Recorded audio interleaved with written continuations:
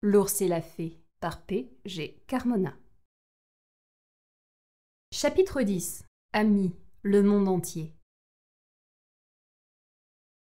Dimanche 28 août.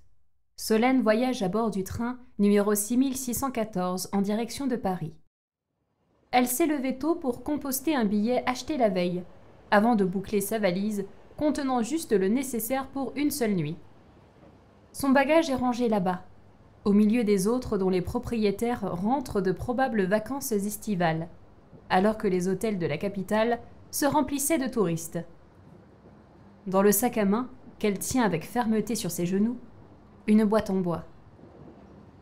Tel le paysage sous ses yeux verts, la jolie rousse voit le film de ces dernières semaines défiler.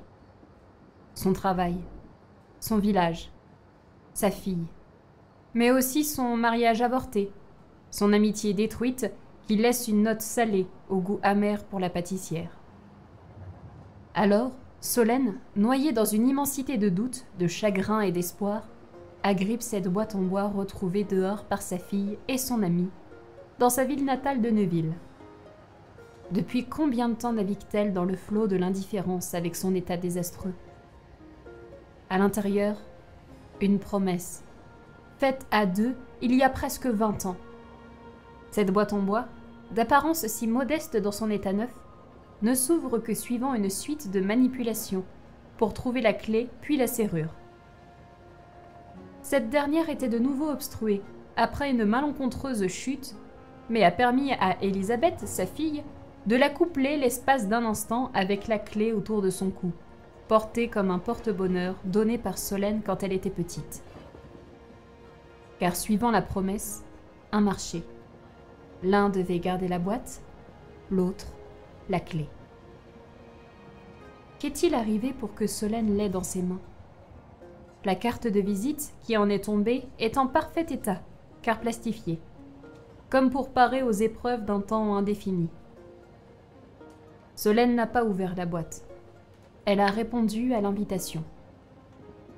Sur la carte figurent le nom et les coordonnées de Jean Le Sac, son premier amour, habitant Paris, où un train l'emmène à 300 km/h à l'aveugle d'une ville inconnue, pour une nuit. Au dos, un message manuscrit. L'ours attend la fée. Paris-Gare de Lyon, 13h05. Le train, numéro 6614 en provenance de Lyon-Pardieu, entre en gare. Emportée par la foule francilienne qui la traîne et qui l'entraîne, Solène s'engouffre dans une bouche de métro, ligne 1. Son hôtel, à République, un changement s'impose à Bastille pour la ligne 8. L'occasion d'une comparaison entre Lyon, les métros, les sièges, les couloirs, les musiciens errants reprenant, aussi bien à la flûte de Pan qu'à l'accordéon, les standards de la chanson française. Ici, l'immortel Môme Piaf, en première et dans toutes les lignes. L'escapade métropolitaine s'achève. Solène arrive à la station République et après 10 minutes de marche, à son hôtel. En cette période estivale, le hasard a daigné donner une petite note d'humour à la romanesque aventure de la jolie rousse, du nom de Solène Martin, logée à l'hôtel Saint-Martin, boulevard Saint-Martin. Cela ne s'invente pas. Solène s'y présente. On lui attribue la chambre 12 au premier étage. Elle fera bien l'affaire, pour une nuit. La valise attendra. Pour l'heure, un point s'impose sur l'adresse de la carte de visite, dans cette ville bien trop grande. Solène s'allonge sur le lit, le temps de consulter son téléphone. L'itinéraire paraît fastidieux. Jean habite au 8-9, rue d'Alésia, Paris 14e, au sud. Beaucoup de propositions pour s'y rendre, mais l'enchaînement de 3 bus s'annonce comme le plus rapide. Solène ne perd pas de temps. Avec son sac à main renfermant la boîte en bois, elle passe la porte de l'hôtel. À force de tâtonnements, elle trouve l'arrêt du premier bus, le 75, lequel descend la rue de Turbigo, puis la rue de Beaubourg, où le musée des Arts et Métiers côtoie l'indescriptible centre Georges Pompidou. Afin d'arriver à l'hôtel de ville, que Solène admire un instant, le temps que son deuxième bus, le 38, l'emmène en direction de l'île de la Cité, pour un passage devant le palais de justice. Puis le pont Saint-Michel, avec au second plan la cathédrale Notre-Dame, débouchant sur le quartier latin de Saint-Michel. Après un interminable boulevard Saint-Germain, Solène découvre l'entrée du jardin du Luxembourg, renfermant le Sénat. Plus loin, l'Observatoire de Paris. Enfin, la place d'Enfer-Rochereau, ornée de son majestueux lion, où la jolie rousse prendra son troisième bus, le 88, pour quelques arrêts, jusqu'au terminus de cette toute première visite qui, l'espace de 3/4 d'heure, lui aura occupé l'esprit. Le bus vient de la laisser seule, déposée à l'adresse de la carte cachée dans cette boîte en bois, refermée avec Jean, habitant à 2 pas d'ici. Le moment est venu. 1000 questions se sont posées à elle depuis hier. Elle n'a pas donné suite. Ainsi, 1000 questions se reposent à mesure qu'elle s'avance vers le bâtiment. Solène n'est pas une briseuse de couple. Et si Jean était marié? Et s'il avait des enfants? S'il voulait juste récupérer la boîte? Et si tout cela n'était qu'une farce, une mise en scène, un piège? Une personne balaie sous le porche de l'entrée. Probablement le concierge. « Bonjour, monsieur. »« Bonjour, mademoiselle, » répond-il avec son accent du sud-ouest. « Je cherche monsieur Le Sac, Jean Le Sac. Ça vous dit quelque chose ?»« Monsieur Le Sac. Ah, non mais ça ne me dit rien du tout. Il habite ici ?»« Oui, regardez, » dit Solène en montrant la carte de visite. Le concierge porte toute son attention sur la carte, l'adresse de près, de loin, la retourne, comme si lettres et numéros changeraient par magie selon la distance et révéleraient une quelconque solution. « Il y a un problème ?» reprend Solène. « Attendez, je réfléchis. Monsieur Le Sac. Ah, monsieur Les Sacs. Oui, ça vous revient? Un grand, assez balèze, bien gentil. Sans doute. Non, lui dit-il en rendant la carte. Quoi, non? Ça vous parle ou ça vous parle pas? Dites-moi, je vous en prie. Il n'habite plus ici, ma belle demoiselle. Plus ici? Depuis longtemps? Alors attendez, en août, pour préparer les élections américaines. Solène réfléchit. Quelque chose ne colle pas. Elle demande. Mais nous sommes en août, justement. Je suis un peu l'actualité, vous savez, c'est bientôt les élections là-bas. Il n'est pas parti depuis longtemps, donc. Mais le concierge insiste et précise ses dires. 2012, mademoiselle. Les élections de 2012. Solène, se liquéfiant à l'annonce de cette nouvelle dans un silence de mort, au dernier souffle de son âme, ne peut que constater son échec. Résistant dignement à son envie de hurler, elle retient ses larmes, se contentant de demander des précisions afin d'éclairer cette obscure aventure. Pardon. Août 2012, vous dites? Tout à fait. Il est parti aux USA pour l'élection américaine. Il a vidé toutes ses affaires et a laissé l'appartement. Même pas 6 mois qu'il était là. Mais vous n'avez aucune nouvelle? Aucune adresse? Il n'est jamais revenu en France? Ce n'est pas possible de disparaître comme ça, bon sang! Riposte Solène, perdant son sang-froid. Allons, mademoiselle, ce n'est pas si grave. Mais qu'est-ce que je fais, moi, maintenant? Marmonne-t-elle. Attendez, ça me revient. Le temps du changement d'adresse et tout le bazar, des lettres ont continué à venir ici. Je les ai récupérées. Le facteur ne trouvait pas le nom. Bon, il va me falloir du temps pour mettre la main dessus. Donnez-moi votre numéro, je vous contacte dans l'après-midi. Vous aurez peut-être des informations, moi ça ne me sert à rien. On fait comme ça? Oui. Ok. Allez, faites-moi un sourire. Comment voulez-vous que je balaie tout ce chantier en laissant partir en pleurant une jolie demoiselle comme vous? C'est ainsi. Solène repart avec le sourire, Ordre d'un modeste, ensoleillé concierge, qui, sans rien savoir d'une histoire le dépassant à coup sûr, dégage à son tour les orageux nuages du ciel de Solesnes, pleuvant le long de ses joues dans le bus 88, première étape d'un interminable voyage retour vers République, clouté de tristesse et d'incompréhension. Allongée sur son lit d'hôtel, Solène voit le chagrin se mêler à la sensation étrange de ridicule. Qu'espérait-elle au fond? Avait-elle songé une seule seconde à cette éventualité? Pourtant, les coordonnées étaient là, sous ses yeux, dont le numéro de portable et le mail professionnel qui aurait été manifestement inactif. Mais la belle rousse a laissé parler le romantisme, répondant à l'invitation, corps et âme. Et cette télévision, allumée en fond pour couvrir ses pensées, accroît sa déception. Les journalistes, parlant de la prochaine élection du président des États-Unis, élu dans 3 mois, mandaté pour 4 ans, compromettant la thèse d'un retour de Jean, a fortiori parti en 2012, lors du second mandat d'Obama qui arrive à son terme. Solène attend l'appel du concierge, afin de récupérer les miettes du passage de Jean à Paris.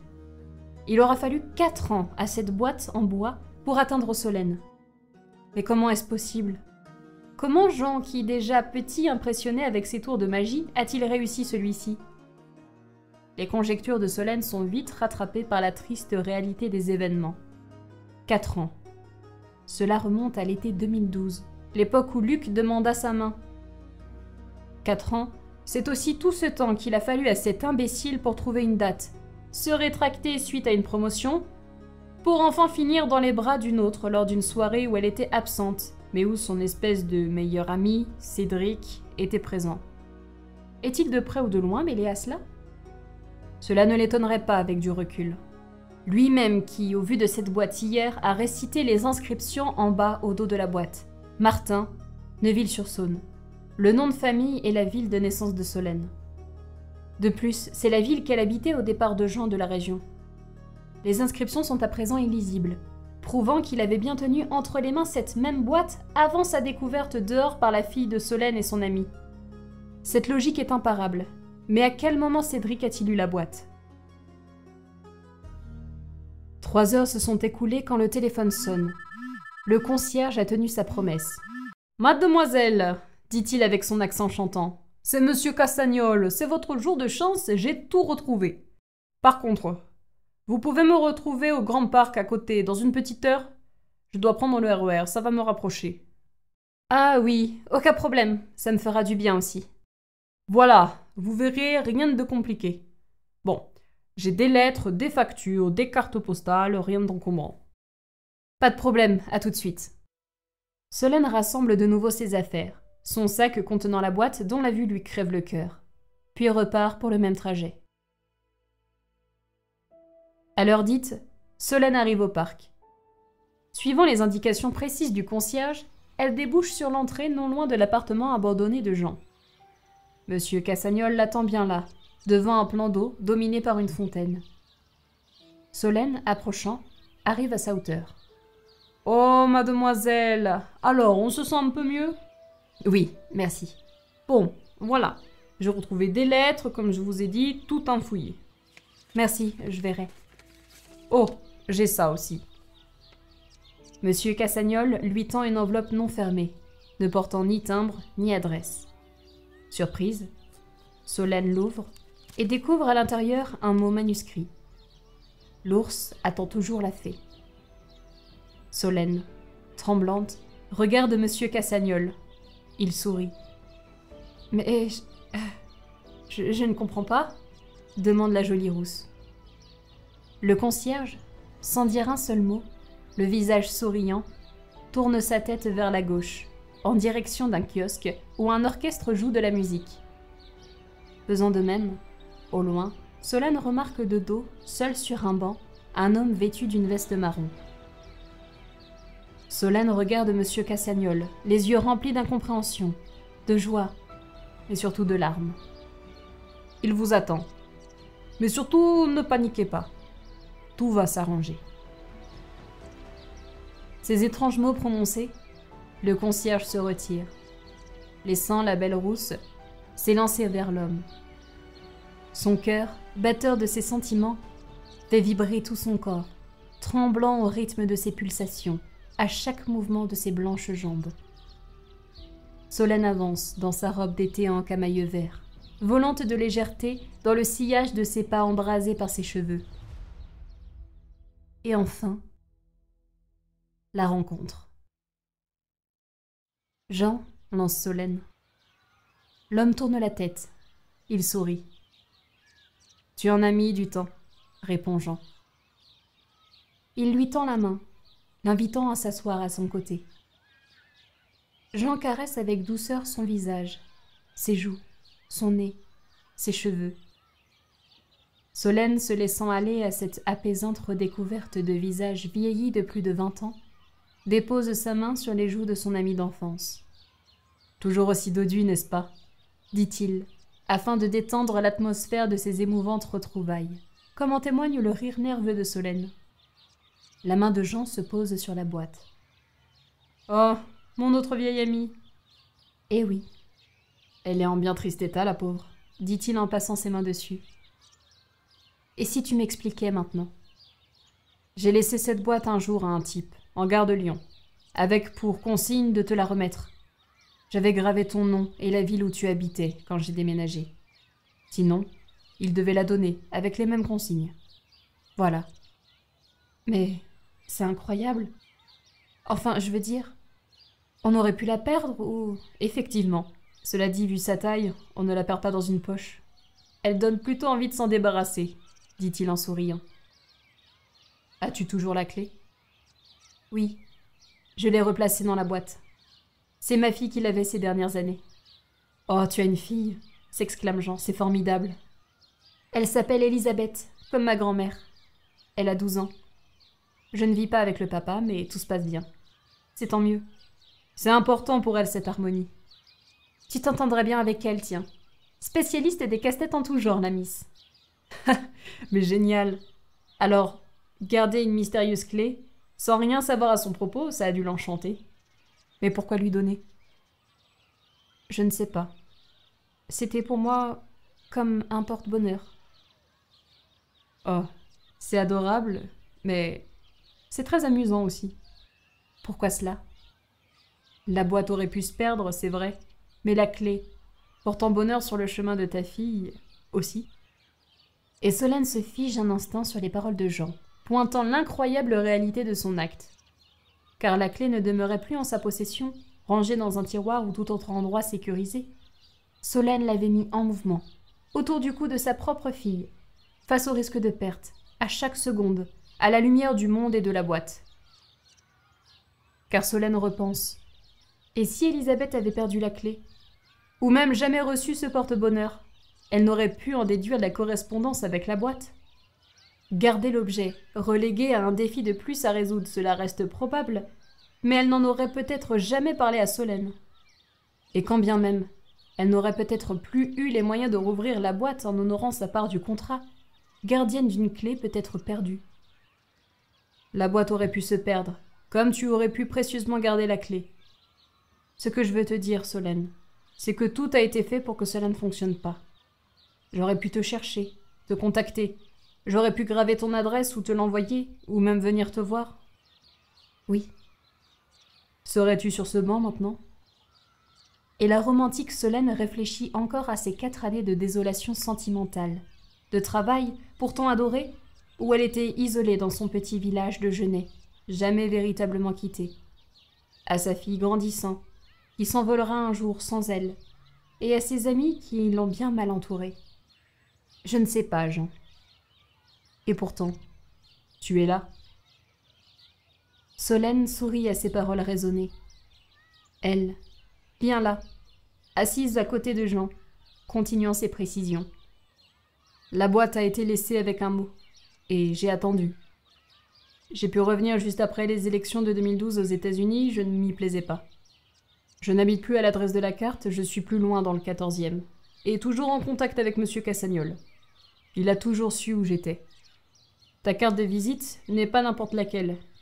Il y a un mot écrit derrière. Il savait très bien ce qu'il devait faire si un jour il la voyait. Mais pourquoi ne pas me l'avoir dit? À cause de la deuxième consigne. La deuxième consigne? Tu devais être déterminé à me revoir. Et pas simplement pour me remettre la boîte. Solène repense à sa réaction quand M. Cassagnol lui a fait part de l'absence définitive de Jean. Elle témoignait d'une déception plus grande que la simple réaction d'une femme venue revoir un bon ami ou pour terminer un jeu, bien malgré elle. Bienvenue dans l'un de mes plus beaux tours de magie. On ne dévoile jamais nos secrets, je ne dévoilerai rien de celui-ci, car je n'en sais rien, dit-il en souriant. Tout a été fait pour que rien ne marche. Et pourtant, j'ai réussi. J'ai fait apparaître une fée. À ces mots, Solène sourit, laissant perler une larme de joie le long de sa joue. Lentement, elle reprend la boîte en bois posée entre eux, sur le banc, pour la tendre à Jean. Ouvre cette boîte. La boîte face à lui, il exécute les mêmes mouvements que Solène plus tôt. Il déplace une lamelle en bois, en bas, tout à gauche, pour, sur le côté droit, sortir une petite lamelle, libérant un espace vide sous la boîte, libérant la clé. Puis, il reprend la première lamelle, la glisse à droite, libérant de la place pour glisser vers le bas une autre lamelle sur la face avant de la boîte, dégageant une serrure. La main de Solène sur la sienne, il tourne la clé. Jean a 8 ans, quand le petit garçon, un peu rondouillard, est invité à l'anniversaire d'un autre de son école de Genêt. Un imbécile le brimant toujours avec la même rengaine. « Le sac, gros sac !» Il s'agit du samedi suivant la fête de Mardi Gras. Jean se méfie de cette étrange invitation d'une festivité, annoncée déguisée, rappelle donc à Mardi Gras. Ses parents insistent. Jean, doué pour des petits tours de magie, trouvera ainsi un autre public que la subjective famille. Et comme le dit son papy, venant de lui ramener une mystérieuse boîte en bois d'un voyage au Maroc, « N'oublie pas, le sac a plus d'un tour dans le sien. » Alors, le petit Jean accepte. Et décidant de tourner ses rondeurs à son avantage, il choisit un superbe costume d'ours brun. Mais la joie fut de courte durée. Lorsque, invité à rentrer dans la maison du jeune garçon, il doit faire face au rire et au quolibet des autres invités farceurs. Jean était le seul déguisé. Décidé d'acquérir la gourmandise de l'ours après en avoir eu l'instinct, il se dirige vers la table à confiserie, découvrant une autre victime de l'humour déplacé de ses hôtes, en la personne d'une petite rousse aux yeux verts, surnommée Poil de Carotte. Déguisée en fée verte, retouchée de jaune, la petite fille d'une autre classe de CE2 s'appelle Solène. La situation demeure plus lourde à porter, elle qui a préparé de ses mains des bugnes, pâtisserie régionale prisée de Mardi Gras, et qui n'ose plus les proposer. Repensant à la devise chevaleresque de son grand-père, Jean décide de proposer un petit spectacle de magie, faisant la joie des personnes ignorant ses talents, c'est-à-dire tout le monde. Regroupant l'assemblée en hémicycle, sa boîte en bois entre ses mains, il annonce qu'il sera assisté de celui ou celle qui saura ouvrir cette boîte. Tels des paysans tentant d'extirper Excalibur de son rocher, chacun échoue. Sauf la petite fée. Solène devient la seule partenaire de Jean, à l'instar du petit garçon fêtant son anniversaire, regrettant de ne plus être au centre de l'attention. Remerciant Jean du formidable complot d'une réponse soufflée au préalable, Solène propose, en pleine confiance, ses bugnes. En un éclair, elles partent comme des petits pains. Les invités sont sur leur faim. Elle propose d'en refaire illico, dans la cuisine de son hôte. Même le chien de la famille participera à l'aventure gourmande, en mordillant l'étoile pailletée de jaune de sa baguette magique, tombée par mégarde sur son plan de travail, couvert de sucre et de chocolat. Les invités rassasiés une bonne fois pour toutes, aucune chance ne sera laissée au gâteau d'anniversaire du jeune garçon que personne ne touchera. De longues années d'amitié, d'espièglerie, de complicité suivront cette rencontre. Puis, un jour, un baiser volé. Puis un autre. Puis une étreinte juvénile. Celle qui vous envahit tout le corps de ces curieuses sensations qu'aucun mot ne sait décrire. Une histoire d'amour, vers 14 ans. Sincère, partagée, mais pour deux cœurs immatures, non formés à cette passion dévorante. Dans le bois près de chez eux, dans une forêt vivante au gré du temps et des saisons, et dans le noble bois en merisier d'une boîte, symbolisant les mystères et les incompréhensions de leur jeune âge, ils ont scellé leur amitié. Puis la fin du collège, le début du lycée, les amourettes, les copains, le va, le vient. On s'appelle, on sort. On ne s'appelle plus. On s'oublie. La foule des uns, le cercle des autres. Jean quitte la région. Solène reste. Le quotidien. Jusqu'à ce jour ensoleillé de 2016, où, dans un parc parisien, accompagnés d'un orchestre chantant, les deux âmes errantes se retrouvent enfin. À l'intérieur de la boîte, la photo d'un ours et d'une fée, souriant à un anniversaire, ainsi qu'une oreille de son déguisement, et l'étoile pailletée jaune incrustée de sucre et de chocolat, enfermée dans cette promesse boisée. « Jean, pourquoi avoir envoyé la boîte ?» demande Solène. « Pour les mêmes raisons qui t'ont poussé à me la ramener. » Jean ressent le besoin de marcher dans ce parc, comme pour bien savourer la réalité de ce qu'il vit. Sentir Solène, sa fée, à son bras. Quand est-ce que... Enfin, une opération est prévue la semaine prochaine. Un reportage en terrain de guerre peut faire ce genre de dégâts. Ils sont confiants, il n'y a rien de permanent. Des caillots suite à une explosion. Obstruction vasculaire. C'est un peu complexe. Je sais. Tout va s'arranger. Je suis là maintenant. Jean et Solène se lèvent, puis d'un pas lent, commencent à marcher. Une canne blanche dans la main, il met ses lunettes de soleil afin de protéger ses yeux meurtris. Mais ce jour ensoleillé ne rivalise pas une seconde avec la seule source de chaleur qui guide ses pas, celle de sa fée à son bras. Plongé dans un noir temporaire, il sourit, à l'idée de la redécouvrir dans un futur proche, à mesure qu'il ressent encore le visage de Solène dans ses mains, tel qu'il l'a parcouru plus tôt. Et comme pour la rassurer sur sa présence, Solène se questionne. N'empêche, cette boîte, elle a dû faire un sacré trajet. Je me demande combien de personnes l'ont eu entre les mains. Oh, je connais un moyen de le savoir. Ah, bien oui. T'es journaliste ? Un article dans le journal ? Ou mieux, sur le web. Pour le partager et demander que les gens nous contactent. Nous contactent ? Une nouvelle boîte. oursefait@gmail.com, propose l'espiègle Solène. Ah, c'est une superbe idée, oui, mais sur Internet. C'est un peu trop simple. Une autre idée ? Oh, je connais un jeune qui distribue des publicités près de la gare de Lyon. Et dans une merveilleuse histoire du temps, dans un parc rempli de centaines de vies tout aussi différentes, bras dessus, bras dessous, s'éloignant sur un seul chemin au rythme de leur divagation, une fée aide un ours à marcher, guidé par sa canne blanche sous le chant de l'orchestre du kiosque, entonnant les dernières paroles de la chanson de Jacques Brel. Alors, sans avoir rien, que la force d'aimer, nous aurons dans nos mains, amis, le monde entier.